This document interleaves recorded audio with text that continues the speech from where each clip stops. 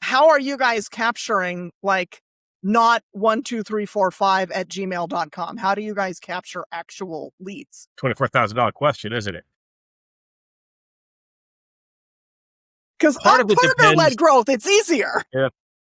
Part of it depends, I think, on your industry. I know at the beginning of this call, Steve was talking about, does B2C and B2B and do those definitions exist? And I to some degree, I'll push back on a little bit of that concept because I do think they do.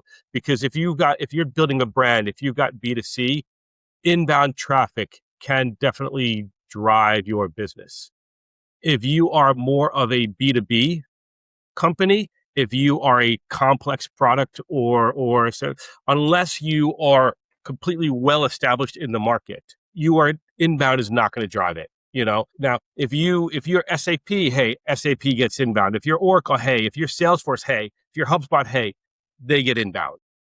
But if you are a new company, if you are starting up, if you have a complex product or service and you are trying to drive it, you are going to have to go through that painful initial growth of putting less together, of making phone calls, of networking on LinkedIn, of doing anything and everything. But it circles back to that prior conversation where you better have your website set up to enable it, because you will connect with someone on LinkedIn, you will cold call them, you will send an email, you will meet them at a conference, and they will go to your website. And if they don't have a good impression in the first 30 seconds, you're done. Yeah. Or I've set up my website to where when someone goes to Claude and asks, who is this chick? What does she do?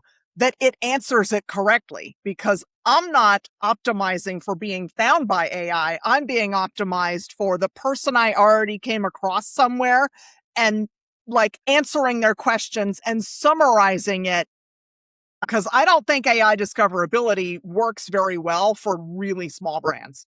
No, I think AI recoverability works really well for small brands.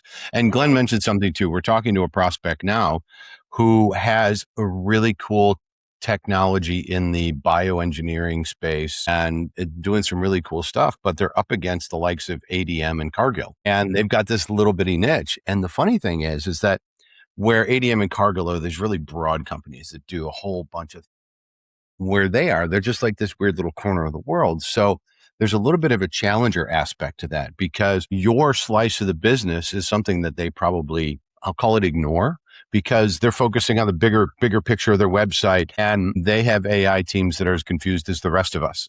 We just don't see it from the outside. We think they're big behemoths, and they do spend a lot of money, but they're still running in circles as well, trying to get their governance in order and putting weird rules in place to say, well, you can't do this with AI, and we got to talk to legal about that.